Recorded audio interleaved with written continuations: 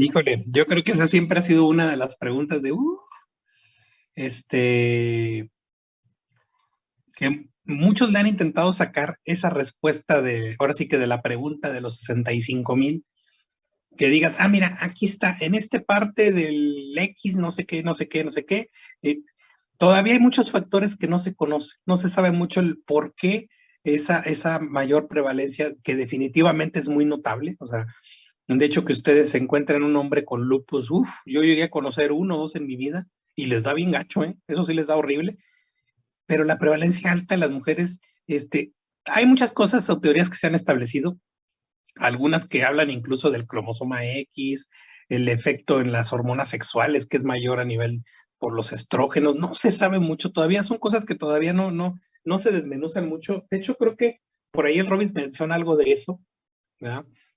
Pero así algo previamente que te diga, es en tal lugar, por esto, en el cromosoma tal, en el cromosoma sexual, esto y esto quiere decir que le va a dar más en las mujeres, no.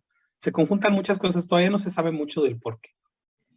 Pero definitivamente de que se nota la prevalencia, pues sí, muy, muy, muy importante la diferencia entre uno y otro. Pero fíjense que también hay enfermedades autoinmunes, y les voy a decir una, en donde la prevalencia es muchísimo mayor en los hombres que en las mujeres, y es una enfermedad autoinmune de la familia del lupus, que no es muy frecuente, ¿verdad? Porque de las más frecuentes como enfermedades autoinmunes, pues está la esclerodermia, está la artritis reumatoide, está el Sjögren, ¿verdad? Pero también está la espondilitis anquilosante. La espondilitis anquilosante es más frecuente en los hombres. Y esa sí es a lo mejor no 9-1 como el lupus, ¿verdad? Pero sí está como un 4-1. Doctor. Gracias, doctor. También no se sabe por qué. Se ha manejado en la teoría de que sea mayor el peso a nivel estrogénico, y algunas teorías que se tienen en relación al cromosoma X, pero todavía no quedan muy bien desmenuzadas. Doctor, tengo una pregunta. Es que no me quedó muy claro lo que explicaba hace ratito de los glomérulos en la nefritis lúpica.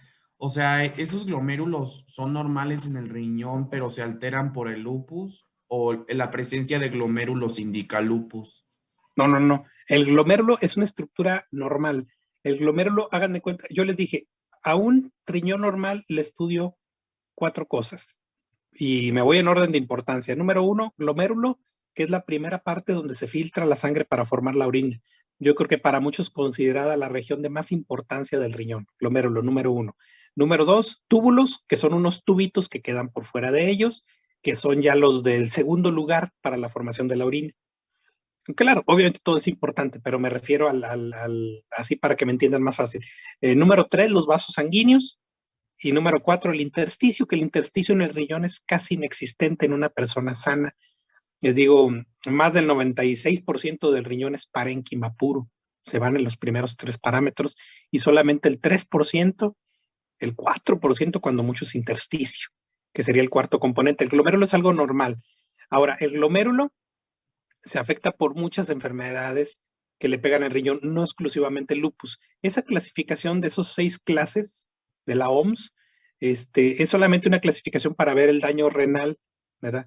En dado caso que se tenga una biopsia, pero cualquiera de esas puede ser causado por otra enfermedad, hasta incluso diabetes, hipertensión.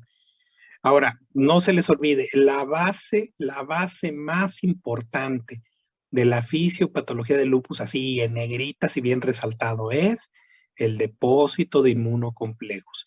Al depositarse los inmunocomplejos de manera subendotelial, que es lo que vimos cuando a veces se engruesan mucho las paredes de los vasos, todo eso va a desencadenar inflamación, va a desencadenar destrucción de tejidos y proliferación, porque se liberan muchos mediadores que también propician proliferación. Por eso el mesangio, que es la parte que le da soporte a los vasos sanguíneos del glomérulo, crece mucho y se hace bien gordo.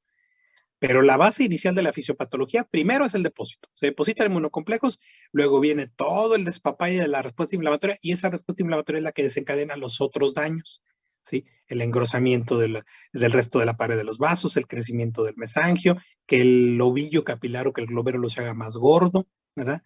Pero sí, el glomérulo es la estructura normal. y muestra diferentes patrones de afección, que son las clases que yo les digo, desde la más sencilla, que es la clase 1, la más light, la que es casi con hematoxilina y eosina invisible, hasta la clase 6, que es la más destructiva, ¿verdad? Y la clase 4, que les dije que es altamente sintomatológica y es la que lleva a los pacientes a la insuficiencia renal, ¿verdad? No necesariamente todo el riñón va a ser clase 5, no necesariamente el riñón va a ser clase 3, no necesariamente el riñón va a ser clase 1, o sea, se pueden entremezclar los patrones. Obviamente, ¿no? El que tengamos con el número más arriba, pues es el que va a dictar el pronóstico, ¿verdad? Pero son patrones de lesión renal. Gracias, doctor. Doctor, ¿es cierto que en las personas que sufren alguna enfermedad así como el lupus, cuando en los hospitales les hacen la prueba para ver qué tipo de sangre son, sale diferente a la que son?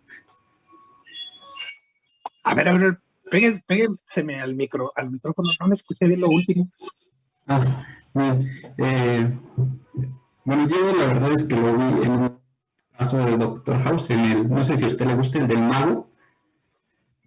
Sí, ubico la serie, pero ¿qué decían ellos? Ahí aparece un hombre que al final tiene lupus, pero bueno, aquí la explicación, no sé si sea por el lupus, es que le hicieron pues sí, el estudio para saber qué tipo de sangre es y expresó otro tipo al que realmente es. ¿Eso es posible? Acuérdense que los grupos sanguíneos, o sea, la clasificación de los grupos sanguíneos no es exclusivamente por el sistema ABO. O sea, aparte de los grupos sanguíneos, hay otras variantes de grupos de otros antígenos. Bueno, hasta incluso ahí van los HLA. Entonces, a lo mejor el paciente tenía un grupo sanguíneo de un tipo en específico, pero luego ya con los estudios que le hicieron a profundidad, arrojó un subtipo especial o un subtipo diferente, porque hay muchos antígenos sanguíneos y a lo mejor no lo conocía o lo desconocía más bien, y con las pruebas se dieron cuenta que era otro grupo especial, pero independiente del grupo sanguíneo que él tenía. Bueno, quiero pensar en eso, no he visto el capítulo, pues estaría bien luego buscarlo para verlo y someterlo a crítica, ¿verdad? Porque probablemente yo pienso que se refiere a eso, ¿verdad? De que era un paciente que tenía un grupo sanguíneo establecido, se fue a otro tipo de pruebas profundas y encontraron otros antígenos sanguíneos de otro grupo, y a lo mejor de un grupo muy raro, porque sí existen grupos muy raros, como subvariantes, y a lo mejor lo terminaron clasificando ya, o sea, no dejó de ser A positivo, pero expresaba otros antígenos de otra cosa. Porque ya les digo, ya no nomás el sistema ABO es el que rige la sangre, ya hay muchos sistemas, lo van a ver en EMAT. Bueno, quiero pensar yo que es eso, no sé. Ok, gracias. Bueno, vamos a seguir entonces para que no nos gane el tiempo. Doctor, perdón la interrupción otra vez. Dígame. Compañeros en sala de espera. No sé si ya le haya llegado la notificación. No me ha llegado. Aquí tengo 27 conectados. Ay, parece que todo el mundo faltó. Pero no tengo nadie que me esté. Ahorita si me llegan yo los doy de alta, ¿eh? Ándale, pues, gracias. Ok. Entonces tenemos las variantes o formas de lupus que son menos graves comparada con la forma eritematosa sistémica. Tenemos dos de interés. El lupus discoide crónico, ¿sí? Y el famoso lupus cutáneo subagudo. Estas dos formas de lupus tienen una presentación clínica que afecta a ciertas partes del cuerpo humano, son más limitadas y muchas de ellas los síntomas sistémicos están más reducidos, ¿sí? Vamos a hablar rápidamente del lupus discoide crónico, y precisamente el lupus discoide crónico llama la atención esto, que es un eritema discoide, ¿sí?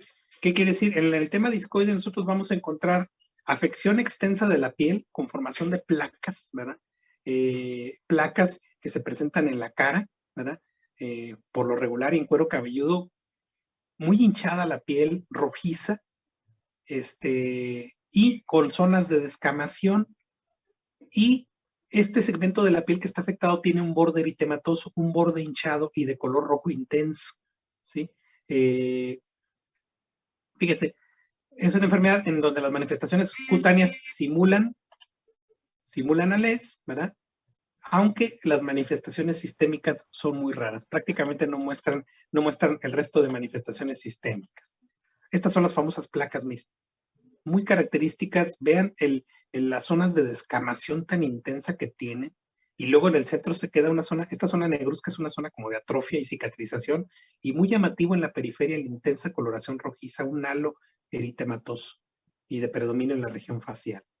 Estos se les llaman eritemas discoides, y si lo encontramos en una mujer joven, son muy característicos del lupus discoide.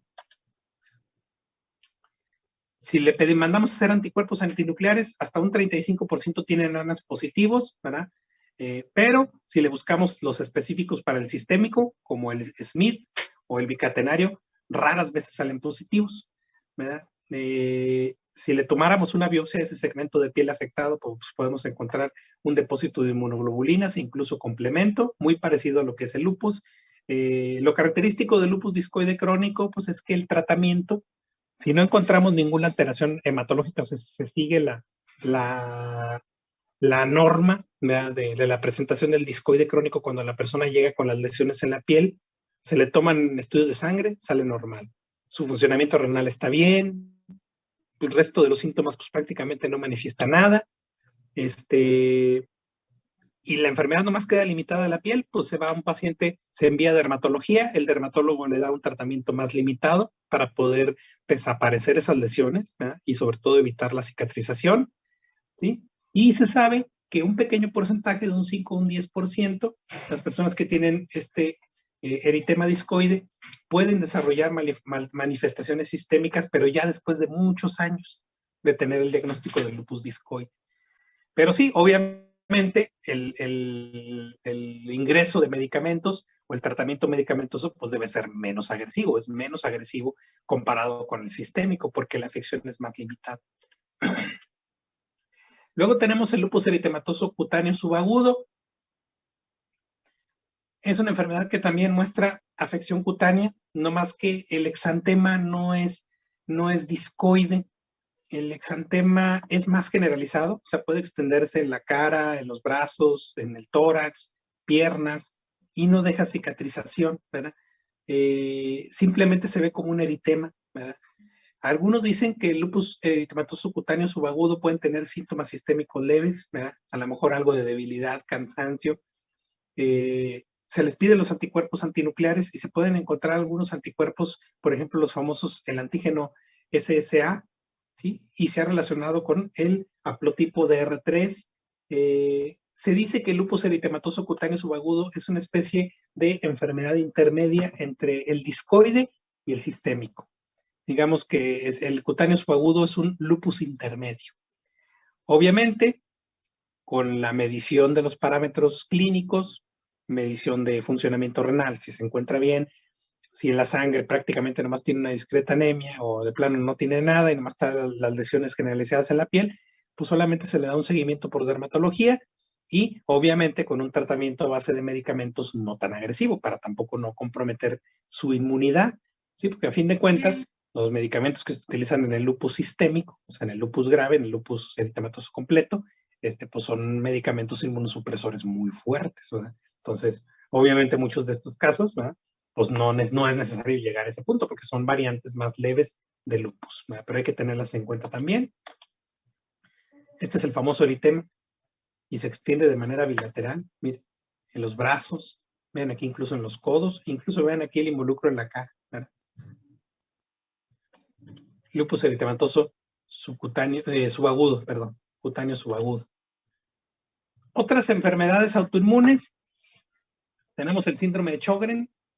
El síndrome de Sjögren se caracteriza por tener una sequedad ocular, ¿verdad? A lo que le llaman con queratoconjuntivitis seca, y sequedad oral, lo que se le llama xerostomía, ¿verdad? La base del síndrome de Sjögren es una destrucción inmunitaria de las glándulas lagrimales y de las glándulas salivales. Entonces, estas personas se van a quejar de que tienen meses o tienen años de que batallan mucho con sus ojos, que batallan para ver, que sienten sensación de cuerpo extraño, como basuritas, que les arden mucho los ojos, que no pueden estar mucho tiempo afuera porque sienten que les quema, ¿verdad? Les quema la superficie de los ojos por la marcada resequedad, que cuando comen alimentos batallan para pasar los alimentos y tienen que estar tomando mucha agua para poder pasar los alimentos, ¿verdad? Y se sabe que hasta un 40% de los casos del síndrome de Sjögren pueden presentarse solo así, como síndrome de Sjögren. Ahorita vamos a ver por qué. Pues la lesión probablemente se deba a mecanismos tanto celulares como morales. Se sabe que el inicio se debe a una actividad CD4 positiva que reaccionan contra antígenos propios que se encuentran obviamente en las glándulas salivales, y muchos autores adjudican a esa activación autorreactiva de esos linfocitos CD4, ¿verdad?, contra antígenos propios posteriores a una infección de las glándulas salivales o de las glándulas lagrimales, ¿verdad? O sea, aquí describimos un desencadenante que es la infección. Aparte de estas glándulas, también pueden afectarse otras glándulas exocrinas, porque muchos de los antígenos que tienen estas glándulas, ¿sí?, que son receptores de superficie, los expresan otras glándulas exocrinas, ¿no? Pero obviamente estos dos son los que se manifiestan con mayor frecuencia. En un principio llega un infiltrado rico en linfocitos, pues obviamente el linfocito CD4, que empiezan a rodear los conductos, a rodear los acinos de las glándulas, y estos conductitos, estos acinos empiezan a mostrar una hiperplasia epitelial, ¿sí?, en respuesta a la inflamación y a que las células quieren ser destruidas por los linfocitos autorreactivos. Los conductos empiezan a obliterar. Posterior a la respuesta inflamatoria, que se vuelve muy abundante, y en la etapa donde se inflama mucho el tejido, que son las etapas iniciales del Sjögren, las personas pueden manifestar aumento de volumen. De hecho, hay una fotografía ahí en su texto en el Robbins donde se ve una señora, en donde se puede ver incluso cómo hay una masita ahí en la mandíbula, abajito del ángulo. Se observa como si hubiera un crecimiento de la glándula. Y posteriormente, al crecimiento de la glándula le sigue, ¿qué? Una atrofia. La glándula se empieza a disminuir de tamaño, se fibrosa. Y por último, se sustituye por grasa.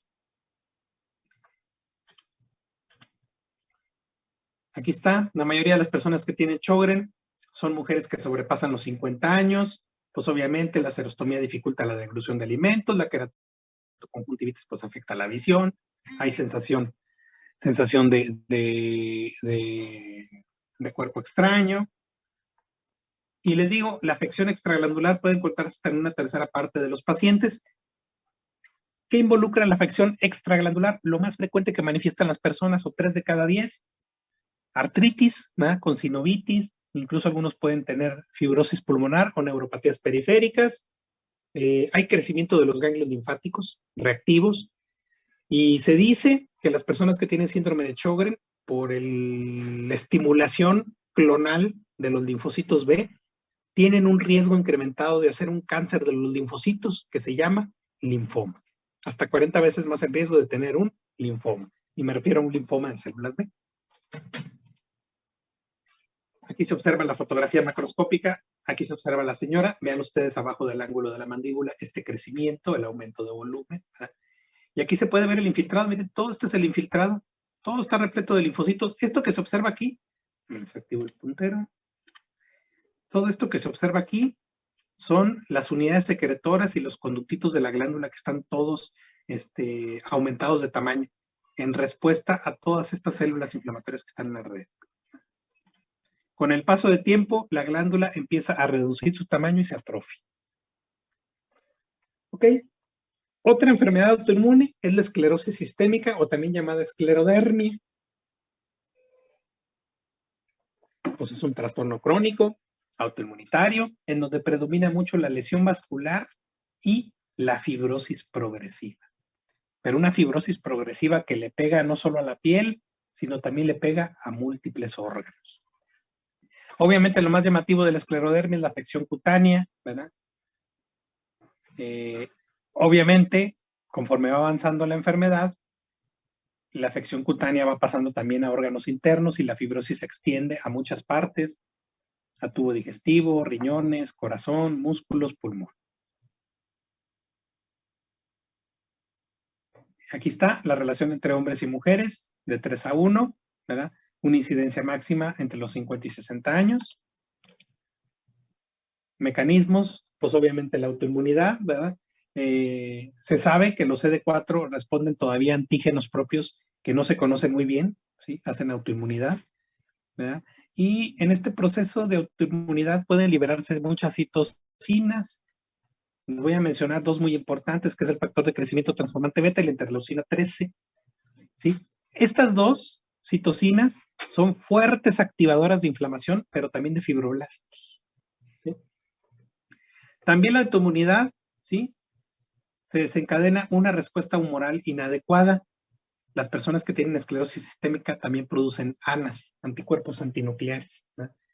Unos muy conocidos son los anticuerpos contra la topoisomerasa 1, o el anti-CSL70, ¿verdad? Cuando los encontramos o los medimos de manera serológica son muy específicos junto con la clínica, ¿verdad? Y cuando los vemos manifestados, aparte de que con la clínica nos engloba una esclerosis sistémica, los podemos encontrar asociados a una esclerodermia muy difusa, incluso asociada a daño pulmonar. También tenemos un grupo de anticuerpos que se pueden buscar en la serología que se llaman anticuerpos anticentroméricos. Estos por lo regular los encontramos en una forma de esclerodermia que nomás está limitada a ciertas alteraciones, que es al que le llaman síndrome de Crest, ¿verdad?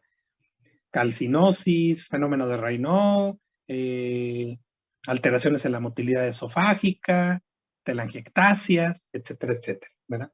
Es, digamos que una forma de esclerodermia más limitada, ¿sí? Estos pacientes, pues obviamente no muestran el daño tan extenso en muchos órganos de fibrosis como la forma de esclerosis clásica. Es un síndrome más limitado, se le llama síndrome de Crest, y engloba, por sus siglas en inglés, el involucro de órganos o síntomas específicos, ¿verdad? Bueno, estas personas que tienen Crest manifiestan los anticentroméricos en la medición de anticuerpos. Obviamente, una característica clave de la esclerosis sistémica es la lesión vascular, una lesión microvascular, ¿verdad? De hecho, para muchos es el primer trastorno que surge cuando una persona tiene esclerodermia, la lesión de los vasos sanguíneos. Con el paso del tiempo, la lesión de los vasos sanguíneos se va haciendo repetida y la lesión vascular conlleva a múltiples focos de agregación plaquetaria, ¿verdad? Obviamente con liberación de factores inflamatorios, citocinas, ¿verdad? Puede haber incluso la aparición de trombos por esta activación de la agregación plaquetaria y posteriormente por la cicatrización de esos vasos que constantemente se están inflamando, ¿sí? Conlleva a una proliferación de la pared del vaso, ¿sí? Y de la matriz que está rodeando el vaso, lo que hace que el vaso se vaya estrechando y vaya desapareciendo su luz. El vaso se va haciendo chiquitito, ¿sí? Entonces, la lesión vascular como lesión clave en la esclerosis sistémica, tarde que temprano, va a terminar obliterando la luz vascular. Va a ir reduciendo poco a poco cada vez más el tamaño de la luz de los vasos. Otro cambio característico de la esclerosis sistémica, aparte de la lesión vascular, pues es la fibrosis. Ya les dije ahorita, pues la misma lesión isquémica por el estrechamiento vascular, la inflamación, la activación de los linfocitos, ¿verdad? Autorreactivos, pues también produce, ¿verdad? Una mayor liberación de factores de crecimiento, hiperreactividad de fibroblastos por una mayor fibrosis, ¿verdad?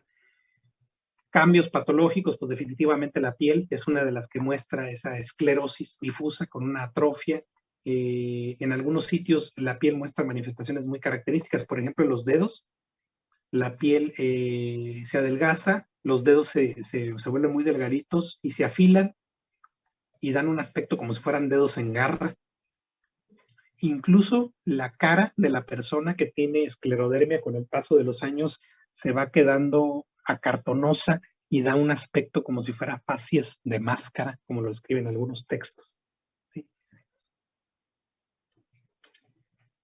Tubo digestivo, pues obviamente atrofia progresiva, fibrosis progresiva de la pared muscular. ¿Cuál es el órgano más afectado del tubo digestivo? Pues el esófago. En el sistema osteomuscular, pues también encontramos artritis con sinovitis, ¿verdad? Destrucción articular, que es poco frecuente, ¿verdad? Y una marcada fibrosis, les digo, de las sinoviales. Riñones, hasta 2/3 partes de los pacientes hay una insuficiencia renal, ¿verdad? Y aquí está Hasta el 50% de las muertes por esclerosis sistémica se deben a afección del riñón, ¿verdad? Los cambios más marcados de la esclerodermia se dan ¿en dónde? En la pared de los vasos. Hay hasta un 30% de los casos con esclerosis sistémica desarrollan hipertensión y 10% de los casos pueden tener un síndrome que se llama síndrome de hipertensión maligna, en donde elevan de manera muy fuerte los valores de la presión arterial y esto compromete el funcionamiento de órganos vitales. Pulmones, ¿eh? Pues los pulmones pueden mostrar una fibrosis variable en los vasos, fibrosis intersticial. Vean cómo todo va de la mano en relación a fibrosis, ¿eh? Corazón, infiltrados perivasculares, también fibrosis intersticial. A veces la fibrosis intersticial, si se vuelve grave, puede evolucionar a una miocardiopatía restrictiva, ¿sí? Y obviamente, pues de todas las manifestaciones, lo más llamativo pues, es la afección de la piel, la fibrosis de la piel y un llamativo fenómeno que se presenta en las personas que tienen esclerodermia que se le llama fenómeno de Raynaud. Yo creo que, no sé si alguno de ustedes habrá conocido a un pacientito con fenómeno de Raynaud, son muy llamativos. El fenómeno de Raynaud se presenta en la circulación distal, principalmente en las manos o en los pies, pero sobre todo en las manos, y se relaciona al contacto con ambientes muy fríos, se desencadena más fácil con ambientes fríos. ¿Qué ocurre? Los vasos sanguíneos de la piel se cierran y las extremidades se empiezan a poner pálidas, pálidas, pálidas y luego moradas, moradas, moradas. Y frías, frías completamente porque no les está llegando sangre. Ese se le llama fenómeno de Raynaud. Y casi siempre cuando encontramos fenómeno de Raynaud es muy, muy sugestivo, muy, muy, muy sugestivo de que tenemos esclerosis sistémica. Y si tenemos a alguien que tiene Raynaud, hay que estudiarlo. Claro que el Raynaud se relaciona con otras enfermedades autoinmunes, estamos de acuerdo. Pero de batalla hay que ir a buscarle una esclerosis sistémica. Aquí tenemos dos fotografías de piel, una del lado izquierdo y otra del lado derecho. La del lado derecho, vean la comparación del colágeno de un lado con otro, ¿verdad? El colágeno de este lado y en los bucles de colágeno son más gruesos. Incluso hay infiltrados perianexiales, ¿qué quiere decir esto? Alrededor de los anexos cutáneos. Y lo más llamativo, pues está la imagen de abajo. Vean incluso la atrofia de la piel, la piel como se observa toda descarapelada, incluso se les caen las uñas, zonas moradas por el bajo flujo sanguíneo, incluso se empieza a fibrosar y los dedos se van haciendo afilados, como les dicen, dedos en garra. Incluso están descritos, yo no he conocido eso, eso nomás vienen en fotografías en internet o en los textos, de personas que tienen Raynaud tan intenso y que viven en lugares fríos, que se les empiezan a caer pedazos de los dedos, sufren las famosas autoamputaciones por la necrosis distal que tienen por la pérdida de flujo sanguíneo. Entonces también pues suelen mostrar disfagia, pues obviamente debido a la fibrosis esofágica que afecta hasta la mitad de los pacientes. También la afección del resto del tubo digestivo pues puede dar origen a malabsorción, dolor intestinal u obstrucción, fibrosis pulmonar con insuficiencia respiratoria e insuficiencia cardíaca. La afección del corazón, si llega a ser una miocardiopatía fuerte, pues pueden ser pacientes que desarrollen insuficiencia cardíaca o arritmias, ¿verdad? O incluso infartos, ¿verdad? Y pues obviamente algo de lo más temido en las personas que tienen esclerosis sistémica es que desarrollen una hipertensión maligna, porque la hipertensión maligna, los valores de la presión arterial se van muy, muy, muy arriba y son incontrolables con medicamentos. Tienen que seguir un tratamiento muy fuerte, muy agresivo. Y si no reciben tratamiento pronto, la insuficiencia renal llega en cuestión de semanas y pueden morir rápidamente. Entonces es algo que tiene que tener mucho cuidado con las personas con esclerosis sistémica, estar checando su presión arterial. Ok, tenemos otro grupo de trastornos autoinmunes, pero este grupo de trastornos autoinmunes ya es una mezcla, ¿sí? Ya es una mezcla de todos los anteriores, que por sus siglas les llaman EMTC, enfermedad mixta del tejido conectivo, ¿verdad? Ya para muchos no es tanto una entidad propia, sino un subgrupo de trastornos autoinmunitarios que se encuentran mezclados, ¿verdad? Como lupus eritematoso, polimiositis o esclerosis, que son los que con más frecuencia pueden combinarse. Y con el paso del tiempo pueden tener evolución hacia un síndrome, hacia una enfermedad característica. Incluso hay algunos reumatólogos que les gusta combinar los nombres de la enfermedad mixta del tejido conectivo, ¿sí? No sé ahorita cómo estén las clasificaciones, si todavía se usan esos conceptos, ¿verdad? Pero hay personas que tienen lupus y síndrome de Sjögren, y es una enfermedad del tejido conectivo mixta, porque combina los dos, tienen síntomas de los dos, y a veces en vez de decirle lupus con síndrome de Sjögren, le pegan las palabras y le dicen lupogren, así como se escucha lupogren, lup de lupus y ogren de Sjögren, y a veces pegan las palabras. Algunos reumatólogos así le hacían anteriormente, les digo, hace como unos 15 años que yo llevé en parte esos conceptos. No sé ahorita si todavía se utilicen, ya lo revisarán en medicina interna. Pero en ocasiones, les digo, pues les dan esos nombres o pegan las palabras porque pues, es una enfermedad mixta, combinan varias enfermedades y las que con más frecuencia se combinan son LES, polimiositis y esclerosis, ¿verdad? Esclerodermia, ¿sí? Les digo, algunos anticuerpos que muestran altos, pues bueno, son las ribonucleoproteínas 1. Por lo regular, estas personas que tienen enfermedad mixta del tejido conectivo, si hay afección renal, pueden mostrar buena respuesta con esteroides. Y obviamente, como todo, pues lo que más va a dictar la morbimortalidad, pues es la afección renal, ¿sí? Y obviamente que no desarrollen hipertensión, ¿verdad? Y si en dado caso tienen estos 3 síndromes que son los que con más frecuencia se juntan, pues que no desarrollen una hipertensión maligna, ¿verdad? Porque la hipertensión maligna es lo malo, o sea, en cuestión de meses puede terminarte tu funcionamiento renal. Son pacientes que tienen que estar muy bien monitoreados de su presión arterial, ¿verdad? Entonces, cuando tienen un paciente con una enfermedad autoinmunitaria, tienen que estar checando también qué otros síndromes asociados tienen. Por ejemplo, las personas que tienen artritis reumatoide no lo revisamos porque esa incluso Robbins nos separa para cuando se revise en enfermedades del aparato esquelético. Eso lo van a ver ustedes en el siguiente módulo. Por eso ya no lo tocamos. Pero dentro de las enfermedades autoinmunes, yo creo que la artritis reumatoide es la que se lleva el segundo boleto.